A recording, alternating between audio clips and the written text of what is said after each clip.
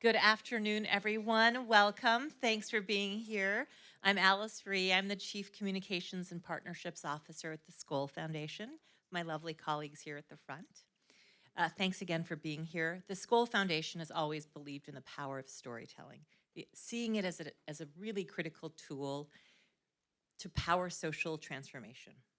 So we are pleased to partner with CGI here today to co-host Story Studio, which showcases impressive social innovators and storytellers within Skoll's network. So it's my pleasure to introduce Cara Mertes, who is the founding director of IRIS. What does IRIS stand for? The International Resource for Impact and Storytelling. So, as its name clearly defines, Cara's working on storytelling, narrative change that really fuels the kinds of stories, the connective tissue that we need to change the world. Thank you, Cara. Thank you so much, Alice. Thank you for that great introduction. And welcome to this space. I've been here since noon. The great Dave Issei opened us up, and it's a really wonderful space full of what he exhibited. By the end of it, we were all crying with StoryCorps stories and laughing and crying and laughing, and he had us going like puppets on a string. That was the power of storytelling, but it is this really authentic space here. So much so that Ashley Judd, who hosted the last sequence, asked everybody to please gently go back into the space outside this room because it was so effective, the storytelling that we heard here today. And Skoll Foundation, thank you for doing all you have done. I've known Skoll Foundation since the beginning, really, and the power of storytelling has always been completely central to Jeff Skoll's vision and to the Skoll Foundation's vision. So thank you so much for allowing me to partner with you all these years and also to be here for this inaugural CGI Story Studio. And we also heard today from Lindsay, who's the amazing CGI person who's helped put this together and program this along with Craig Manissian. This is a new thing for the Clinton Global Initiative. To have a space like this where I heard somebody earlier say, when are they starting to serve drinks? I feel like a martini right now, and it was about noon. But the space kind of invites this kind of, ability to relax and lean into the stories that you're about to hear today. And I just want to say that I'm here to introduce you to some of the most effective and interesting change makers working today. And my donor collaborative that Alice described works really at the intersection of creative visual storytelling, narrative change, and social impact. And that's really the culmination of a lifetime of work, believing in the power of creative storytelling for community benefit. And that's something I've done, whether I've been at PBS or Sundance or Ford or now working at this donor collaborative. So it's kind of a dream come true to see CGI embrace this idea and really bring it throughout all of the programming. It's been such a privilege to be here and feel like there are fellow storytellers everywhere, and the people that come to this room want to become better storytellers and want to understand how to use storytelling. So the theme of this section is trust and transformation, and that really is the currency of the work that we do at IRIS and that all of these change makers do. We invest in building trust, leading to transformation through storytelling, and this is true for every one of the speakers you'll hear from today.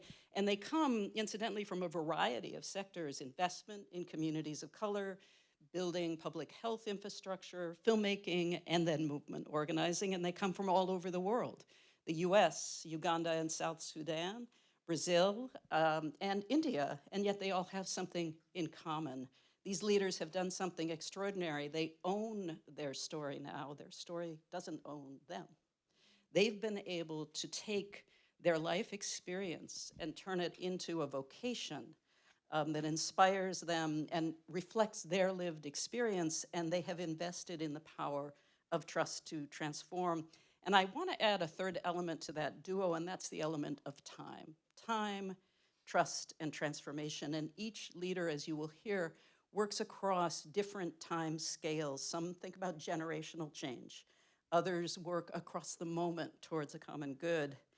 Trust is the water we humans swim in, and without trust, civilization as we know it couldn't exist. And transformation is what makes the impossible possible.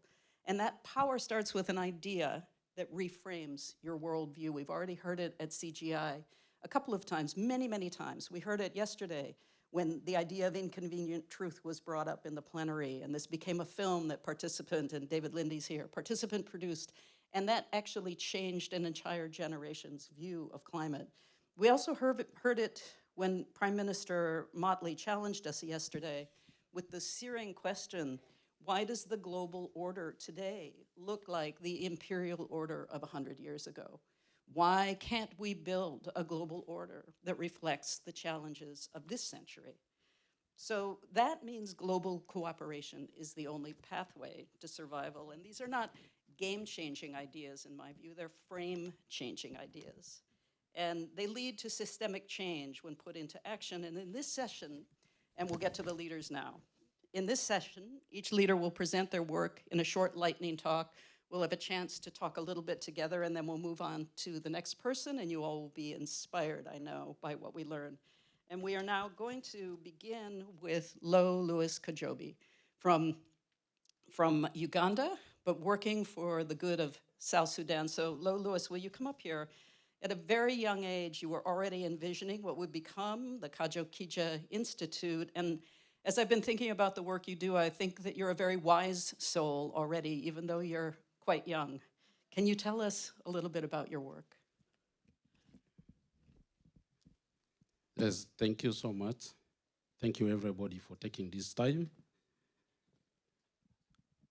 Ladies and gentlemen, I did not have a typical childhood for a child growing in Uganda. I also did not have a typical childhood for a refugee child who grows in Uganda, in which I was. This is because at the age of 8 years to 11 years, I stayed in Zambia Hospital in Kampala. For over 1,000 days, the hospital became my home, the nurses became my friends, and I play with them. When we were in the refugee camp in 1987, we were lucky that the government of Uganda hosted us in the northern part of Uganda. As children, we enjoy going to swim with other colleagues. We play. Unfortunately, in one of the rivers that we usually swim in, I got infection by bacteria after swimming. The infection made me to become sick, not only physically with the pain, but mentally, because I was depressed, my legs were swollen, I could no longer play football. I could not run like other children.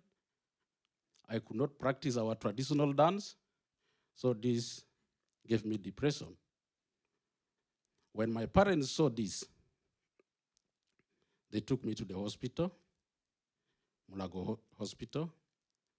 When the doctor examined, he said to my parents, this young man, the bones are already swollen, inflammation of the bones along the ankle joint.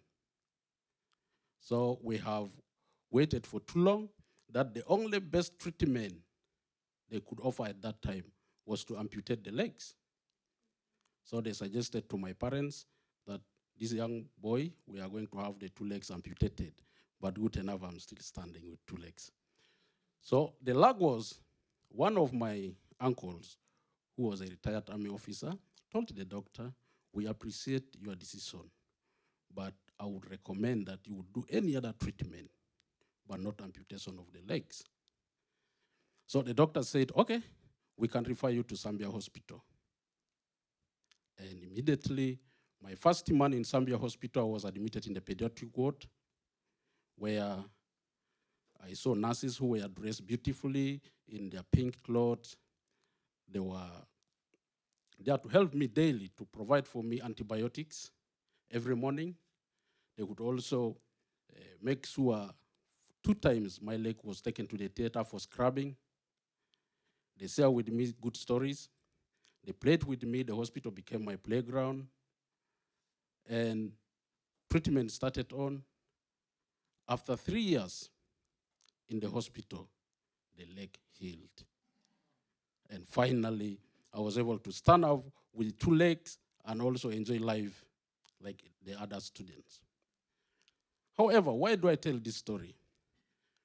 My being in the hospital and interaction with the nurses gave me the courage to emulate what the nurses were doing, the trust they have in their work, the dedication they have given to me, and it motivated me that, Luis, when you grow up, save lives like the way your life has been saved.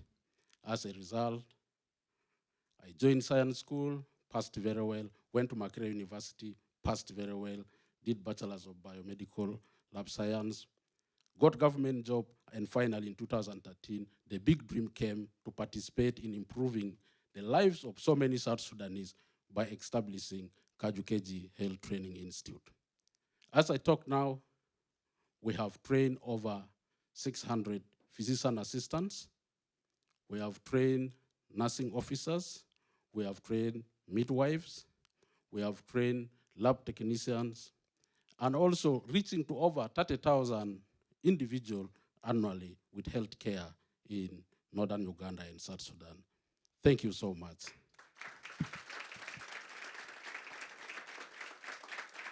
Yeah, thank you. So the ability for you to trust the medical staff and the nurses at this hospital to really transform your own health, that is the deepest application of trust and transformation that I can think of. And for you to take that experience and turn it into the idea and the vision for training multiple generations, new generations in one of the most difficult regions to work in the world, which is South Sudan, and you're training them in Uganda. Yeah.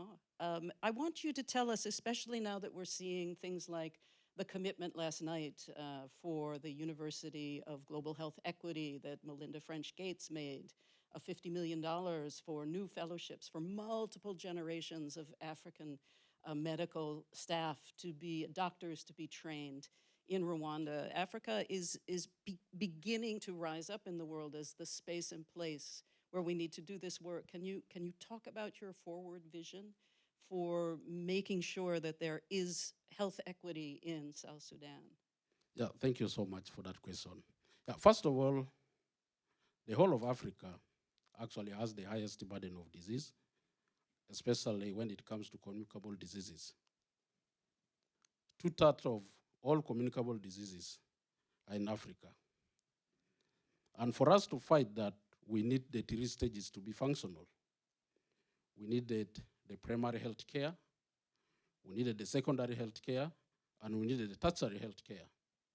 Now, how do we do that? The most important tool is human resource. Without the human resource, it will not be possible where our technology is still very low in Africa. The commitment that I saw from CGI, from Gates, if put in the right place, that I believe the African leaders will start emulating and put it to the right place, we could be able to train more healthcare workers in all the sectors so that when we have the equipment, we shall not be referring our patients to do a CT scan in other countries. We could not refer our patients to go for a short removal of emboli in the lungs, because we have seen patients dying because of that. So that is a welcomed commitment, timely, but we'll encourage that our political leaders will emulate and take it up. Thank you. This is wonderful. Thank you so much for sharing this story with us. Everybody, Louis will be here for you to speak with him. He will be here for the rest of the session, and you can find him at CGI. So thank you so much for telling that story. And we are going to move on to the next speaker. If we can put this back, and you'll hear now Mr. Foxworth. Please come join us. He has started something called Common Future here in the United States. So we're bringing it back close to home. And the link and the through line for me between the two pieces that we're hearing about, we just heard about, and what you're going to talk about, is what you often talk about too, which is investing in people being their own experts, investing in those who have the lived experience of the issues they want to solve. So I invite you to tell us a little bit about your initiative. Well, thank you. So I know this is about trust, but my story is really a little bit about mistrust. All right. So I know not all of us have these, but I have really wonderful memories from childhood. In fact, some of my favorite memories are from pre-K and kindergarten when I was 4 and 5 years old. Now, you might be wondering why that is. Well, my parents sent me to an Afrocentric kindergarten program. And so actually for about 2 years, I actually didn't know that white people existed. I didn't. Occasionally on the bus ride back home with my mom, I'd see a white person. But white people weren't central characters in the stories that I was told in school. Black people were. And so I really had this sense of Black people being brilliant, being strong, being beautiful.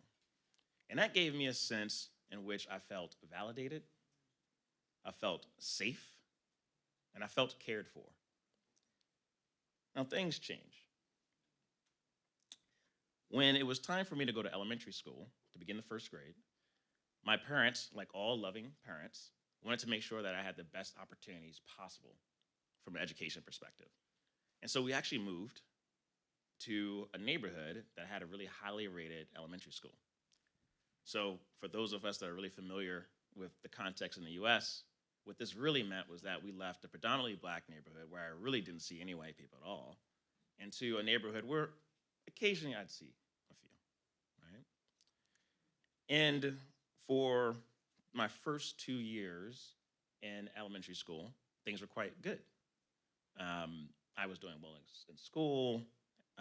This was the expectation that my parents had for me, was to be academically gifted and excelling.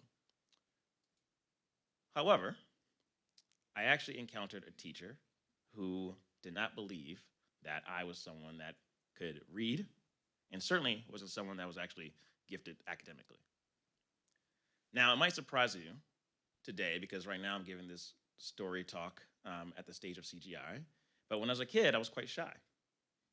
I sat in the back of the room, I didn't speak much, I rarely raised my hand, and so it was an opportunity for people to think that I wasn't able to do the work, or at least this particular teacher. Now, just to be clear, I was a huge nerd, though. It was quite obvious. I was a peer mediator. I was a hallway monitor. You remember? Exactly. So you remember. So I was that kid with the obnoxious orange belt that would ask if you had your hall pass when you went to the bathroom. That was me. I even was in the school band, or at least I tried to be. Now, despite all of that, this teacher didn't believe I could read. And in fact, she thought I was cheating. Now, my mother read to me every night when I was a toddler. I'm convinced that she was reading to me in the womb. She really wanted to make sure I had an appreciation of the written word, right? And I had a great understanding of great Black writers. So my mother knew this not to be true, that I was doing the work, that I was excelling. I was just a shy kid. And so my mother wasn't having any of it. So what my mother did was she actually decided to organize with some other parents to defend her son. But it turned out that my mother was defending more than just me. So this teacher, it was discovered, had a pattern of identifying Black boys, identifying them as academically deficient or having behavioral problems. Now again, this teacher, sorry to say, was a white teacher, and she had been teaching for decades. So only imagine how much harm she created. Now again, my mom organized with other parents, and they were actually able to get this teacher fired. Now, when I talked to my mom about this, she actually doesn't believe I remember this story. She thought I was too young to remember something like this. But in fact, it was one of the most essential stories of my entire life. it was the first time where I really understood and felt in my gut what it was like as a Black boy to be seen as a problem who needed to be dealt with. And it was the first time I viscerally felt what would become something I will learn later was racism. I didn't know what that was, didn't know the word. Now, my story is not unique, unfortunately. I have a number of friends who have gone on to become valedictorians at Ivy League institutions. A friend who was an engineer at NASA who have similar stories to tell.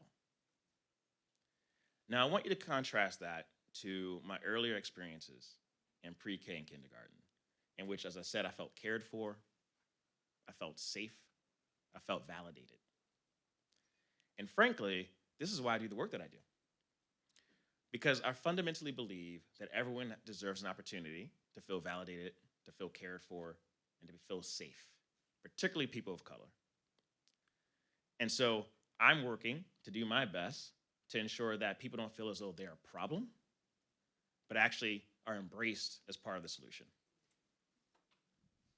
Thank you so much for that. This is a great topic. The question that I had for you actually has to do with when trust breaks down in your work. So your lead up and your experience of both sides of that coin. But I wonder if you could talk to us about the challenges that you've seen in working with the people that you've taken the time to get to know, and your whole team, by the way. It's not just you. You represent an enormous team of people that's working hard and trusting in folks. But what do you do when you're challenged with a breakdown in trust in this investment work, in this building of human capital? Yeah, so one of the things that's really challenging for people to wrap their heads around, and even just in the story I told, so we work with Black folks, Indigenous folks, people of color across the country that are really trying to build community-owned assets and trying to create repair where the economy has failed them.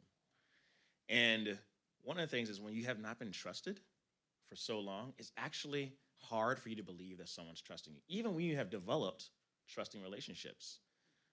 So with trust, you can't, it's something that cannot be taken lightly, and you constantly are working towards establishing it and reestablishing it, particularly when we're talking about people of color who've been harmed so much and continue to be. And so one of the things when it comes to investments is that Black folks, people of color have been denied and excluded from capital forever, have been treated as capital as well. And so really establishing a sense that, hey, Common Future, my organization, is actually going to be here with you. We're going to get proximate with you. We have lived experiences. We have shared experiences. And we really trust you, right? We want to validate you. We want to be in this work with you. And that's constant work, again, even when you have these really beautiful relationships. So imagine if you're a bank from the outside trying to do something positively, right? There was conversation about impact investing earlier throughout the week, for example. So what does it look like if you haven't established trust? That's fantastic. Thank you so much for sharing this part of your story with us. There's many more parts. He's here at CGI. Rodney, thank you so much for spending time with us, and please find him. He's really, really a force of nature. So we're going to move into a section now that is really close to my heart. It's cinema. It's a filmmaker. We couldn't have a session about trust and transformation without having a film artist here with us. So we are going to actually shift gears just a little bit. We're going to show a trailer of Invisible Demons, the new film that's coming out by Rahul Jain, produced by Participant Media. And he'll tell you a little bit about the topic. I won't do any spoilers in terms of the content. We'll see a minute trailer, and then Amanda Chen from Participant will come up and have a conversation with Rahul Jain about the making of the film and the purpose behind it. So please welcome when they come to the stage after the trailer. Thank you. Today is the hottest day in the national capital, Delhi, while 49.2 degrees Celsius.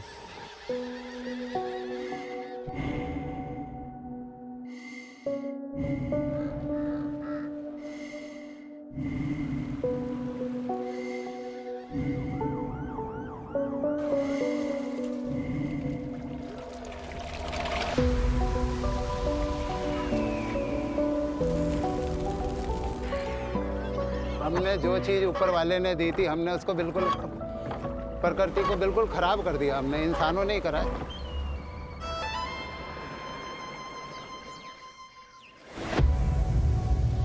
For the last 30 years, India had been projected to be the world's fastest growing economy. But I wonder, who objectively benefits from this growth?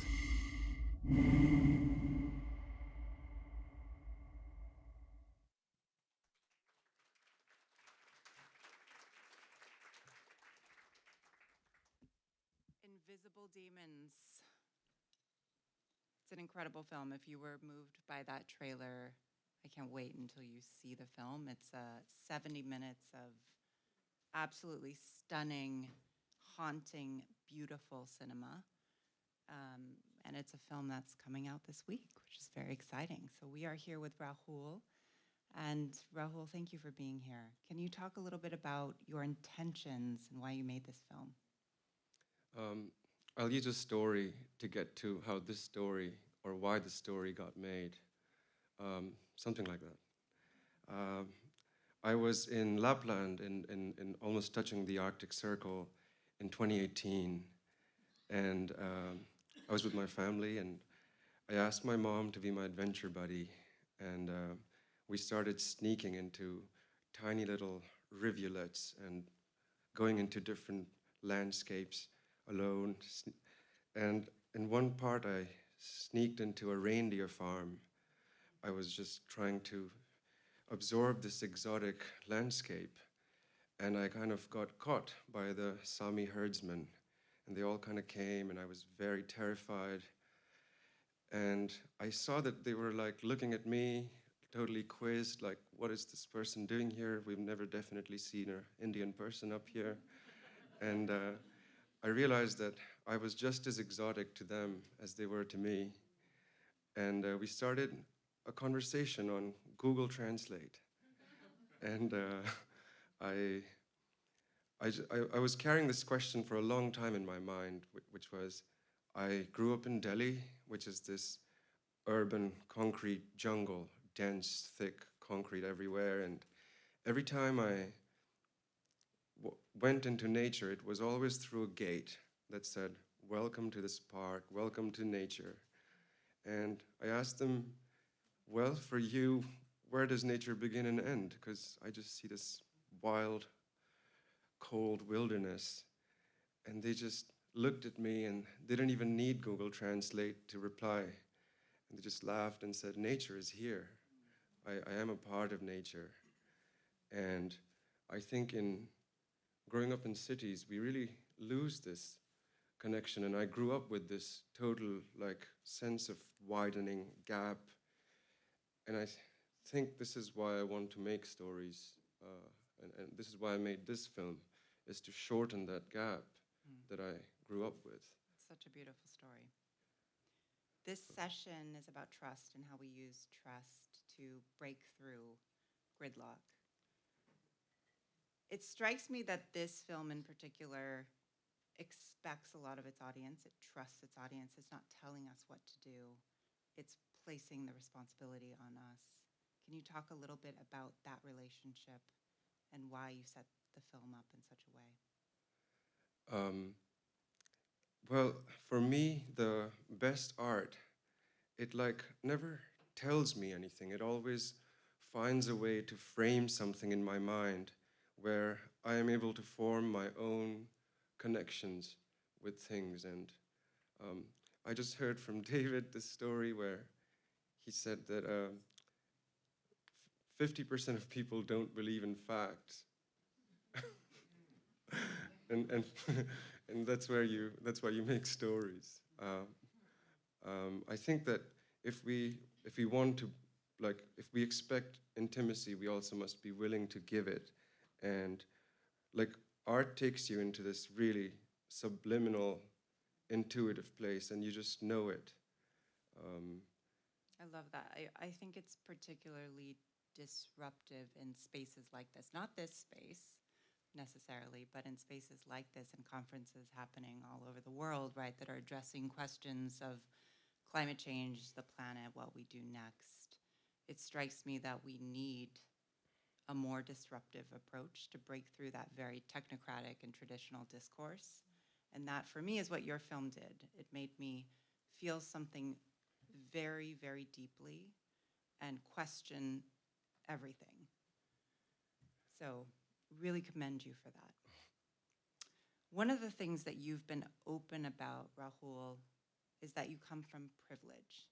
That may be something that's not unlike others in this room, but you have been open about reckoning with your privilege, about reckoning with your family, and thinking about what your responsibility is in that. Can you talk a little bit about that, and can you give us any guidance for how we might reckon with our own privilege?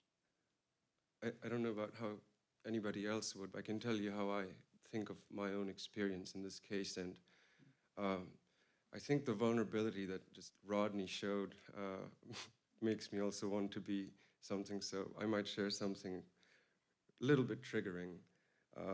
When I was 4, I was visiting a factory of a relative in a very distant town, and somebody had, a worker from this factory had stolen something from there, and they got caught. And all these adults, they tied this person, and they were taking turns to punish this person physically. And at this point, I realized something is not right. And I carried this question my whole life, like, where do I stand? I come from this, in a way. It kind of just urged me to question from a very early time. And I think after that, all the effort I've made to inculcate a love of learning and trying to figure out that I definitely disagree with where I come from. So this is something I've had to carry and work with. What does that process contain? What are this? What is that process like for you that you could share with the rest of us? I would say a lot of reading, a lot of curiosity, and things that allow me to engage with the experience of the world at large. I think that the fundamental building blocks of creativity for me, the one particular one has been reflexivity. And I'm always questioning my position and where do I stand and what can I do. I'm guessing everybody in this room has some kind of privilege and power with which they've done something, and it would be a thing to consider. Where can you exercise courage to also break your own forms of privilege and rise above it? Do what you can. In the short time that I've known you, I have seen you be unafraid to be unpopular. And I think that is part of it, right? I think that is part of the speaking truth to power, is saying the things that may make other people feel uncomfortable and calling it out in the moment. Yeah. When you think about an audience, Rahul, who is this film for? Who do you want to see this film? I mean, in a way, everybody. I have no sense of audience, and I really do believe that the themes that I'm working with are either timeless or geography-less. They're affecting everybody in my mind. But the most satisfaction that I got ever from an audience was when I heard the story of a 3-year-old boy who's the son of one of the cinematographers of this film. His name is Pablo, and Soma told me, like, while he was giving me notes for coloring, his son sat in the beginning next to him, and he didn't stand up till the end credits. He saw the whole film, and his question was, is this place in the same country that we live in? Is this India? Because he grew up in Goa, and this just blew my mind, and it made me feel that art actually does not have any like limits or boundaries. And like 6 months later, he asked his father to see the film again, and maybe my parents wouldn't let me see a film like this, but So yeah. An amazing 3-year-old. Yeah. Right. So 3-year-olds, the audience for this film. No, like, Only those 3-year-olds. no way. No, I'm guessing somebody that age also has some kind of awareness that they are going into this world and they have a lot at stake. Yeah, absolutely. Absolutely. One of the things that I think we tend to lean on in Western narratives is this hero journey, this hero story, right? And what I love about this film is it turns that on its head, makes everything much more horizontal, as I think I've heard you say. And you and I were talking about Amitav Ghosh and some of the things that he speaks about. He had a call to action to storytellers asking them to restore the voice of unseen beings, to restore the voice of non-humans, to restore the voice of the land, of the water, of the animals, and of those who have been treated as non-human historically as well. I think that's what this film does very well. There are many characters in this film. There's not just one. So I encourage you all to please go out and see the film. It's going to be in theaters this weekend in New York. It will be on the Mubi platform starting in October, and you can find it there. And Rahul will be here to speak with anyone afterward. Is there anything you want to add before we close? Well, thank you for all coming here, and I would like to say that I do what I do because I feel for all the other kinds of stories to be told, we need a planet, and if any one of you here is working towards telling these stories, which I think is now is the time, I'd be happy to speak to you. Thank you. Thank you.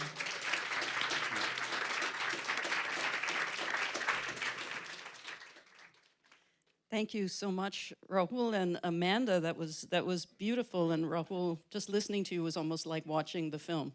The images, you evoke such a sense of emotion and feeling and goodwill toward the world we live in, and we need a planet, right? So I think of your work, and I think you bring beauty and you bring poetry to the dinner party that Trust and Transformation are having here. And if they had a dinner party, they might have to end up inviting that horrible uncle that nobody likes, cynicism, because cynicism is always lurking outside the door. And I thought of cynicism when I thought of Alessandra's Orofino's work.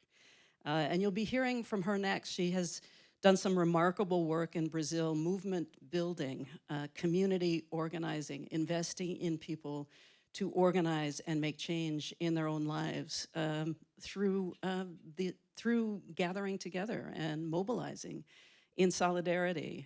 So I want you to come up and tell us a little bit about that work, and then we'll have a bit of a chat. Hi, everyone. Oh, can you hear me? Yeah. Hi, it's such a pleasure to be here. Thank you for listening and for being here with me.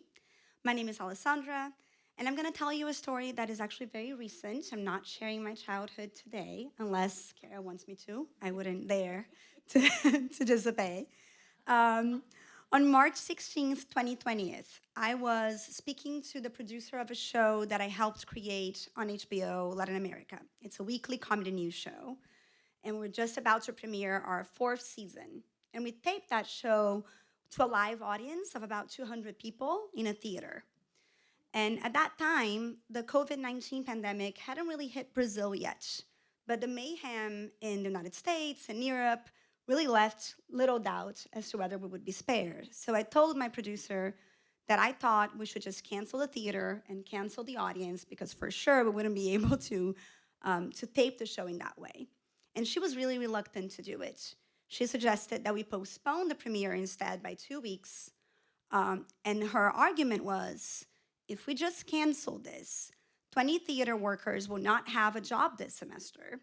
And we just know that no one is going to do a thing to help them.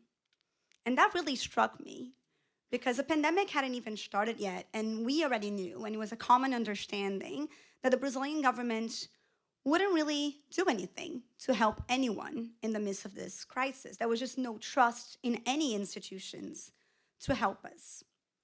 That lack of trust That knowledge that people in charge didn't really care enough about our lives to do something led us to trust only ourselves.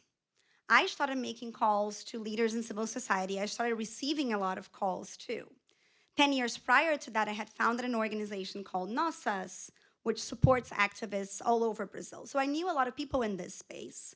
Some of them I had met before, some of them had worked with me before, many of them I had never really worked with. But I knew that they were like-minded people, I knew that they were worried too.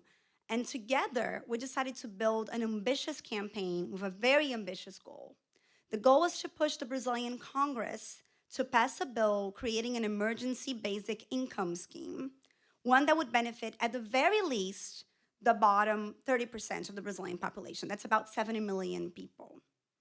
And we didn't have a lot of time to lose. We knew the pandemic would hit us really quickly. We were watching the news, and we sort of knew we were next, right? This was coming for us. And when you don't have time to lose, your only currency is trust. We had to trust each other. This was a big coalition, 150 organizations, led by people of different styles, different histories, different bases, different agendas. But we had to trust each other to make decisions on the fly without really consulting with the entire coalition all the time. We had to stand in solidarity with one another. We had to trust people who are at the front lines, people who are already seeing the results of the pandemic, people who represented, for instance, the domestic workers in Brazil who are already being laid out, right? We had to trust them to make decisions on behalf of their constituencies and on behalf of all of us as a coalition really quickly, without the many phone calls and competing agendas and stress tests and internal approval processes that often slow us down or even preclude us from working together. And in just a matter of weeks, we achieved a monumental victory, one that guaranteed that 100 million Brazilians had secure income for over a year. I remember during that time, once I was speaking to a congresswoman's aide on the phone, it was 3 a.m., and she opened a Google Docs, and she said, "We're gonna put this up for a vote tomorrow. We just need to draft the bill right now." And she started writing on it, and I was editing it with her. And I remember thinking, oh my God, I hope I get this right. This is insane. But at the same time, I knew that my coalition partners would want me to just do it. They would want me to just be present and not wait until the next morning to consult with them, to ask them if this was okay, because we didn't have that time. One day for a seasonal worker, if you're a precarious worker with little to no savings, one day out of your job is too much. In Brazil, we have this saying, we say that some people sell their lunch to pay for dinner. This is what we're talking about, right? Like, this is at least 80 million Brazilians who are selling their lunch to pay for dinner. They couldn't afford to wait until the next day, right? Because of this bill, once it was approved, half of Brazil could eat for a year, which is a pretty impressive victory. One that it wasn't just me, right? It was a really large coalition, a really large movement, but one that we could not have achieved without trust. And that is the piece that I'm the proudest of, the fact that we were able to trust each other in that moment, to stand in solidarity with one another. And if you're wondering what happened to the theater workers that I was mentioning before, luckily we were able to pay them in full during the pandemic. But not everyone had that possibility. Not every employer could afford to do so. Not every employer wanted to do so. So for the many Brazilian workers that didn't have that source of income, this was their lifeline. This was a policy that was achieved by trust, powered by trust. And I think it teaches us a great lesson as to how we move forward in the face of many existential crises, the environmental crisis, other crises that will inevitably force us to work together on the fly. And we won't be able to do so unless we really, truly, deeply trust each other. Thank you. That is so fantastic. Really, 80 million people, half of Brazilian population for a year. That's astonishing. And you really spoke about working at the speed of trust, that phrase that Anne Marie Brown, has in the United States, which is not just fast all the time. It's slow to build trust. And then, like going down a slide, it gets faster and faster. And so you can be there in the moment with the right idea and the right knowledge to pass the bill, to write the bill and pass it the next morning. But I want you to back up for a second, because we know that people don't come to a space of being active citizens automatically. So talk to us a little bit about how you see people changing their minds and moving into becoming invested as citizens in their own future. Yeah. Well, I think there are two aspects to it. One, which we just alluded to, is the time that it takes to build trust. On this campaign, we worked really quickly, but we have been working together as civil society for years. And I think often people who want to support civil society in different countries don't necessarily understand that this takes time. And it's about building that sort of civic infrastructure. And part of that infrastructure is the people, is the citizens who have to trust us as civil society leaders. And that's not necessarily a given, right? So that also takes time. So when you have a constituency, it's easy or almost easy to activate it, but building that constituency is definitely hard work, and it can be done in just a matter of days. But other than that, I think that story is a key factor as to how we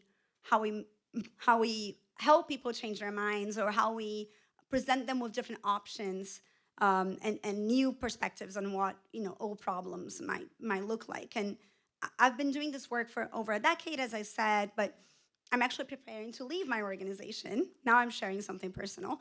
I am leaving next year. Found my successor. She's amazing.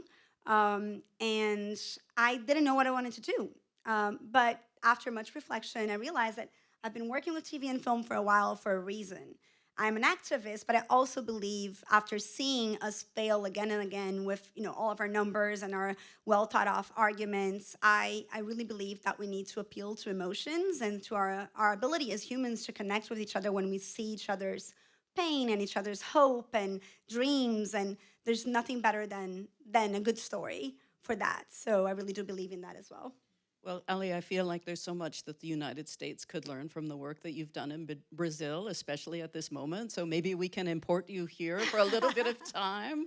Well, so if Bolsonaro gets reelected, I'm here. Well, exactly. We can make sure that doesn't happen so that you can come here and help us.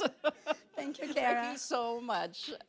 Ali will be here to talk to as well at CGI.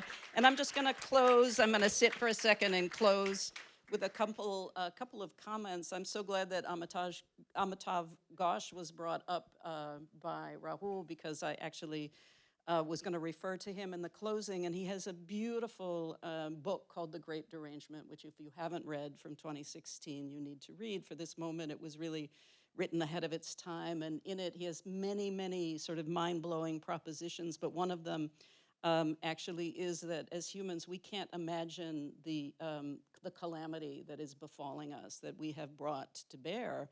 Our imaginations are not big enough, in a way, to absorb what is happening to us right now. And to that, I would just say that the stories we've heard today, the stories you've just heard, we have to, and we can, through these stories.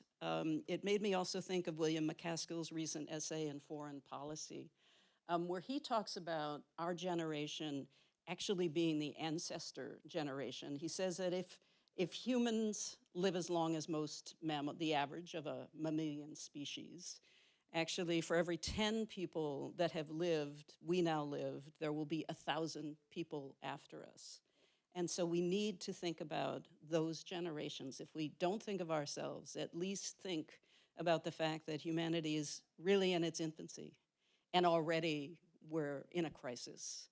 And we have so much more to go as a species, but we have to solve this crisis right now. And I hope that these stories and storytellers inspire you to bring your own stories into the world. My favorite definition of story is a fact wrapped into a narrative for the purpose of transformation.